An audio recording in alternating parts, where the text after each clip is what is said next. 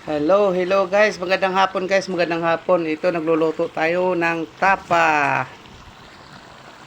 Yan guys, hindi ko na lahat na pinakita yung Ricardo guys. Ano na yan? Tapa yan guys, tapa. Pinapalapot ko muna guys yung tapa natin.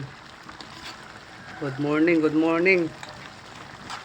Good morning, magandang hapon pala. Yan guys, yun guys. Ang pinakamasarap ng tapa ng kabitin nyo guys, kabitin nyo. Hi guys, hello. Anong pinakamasarap natin tapa guys, oh. Ay.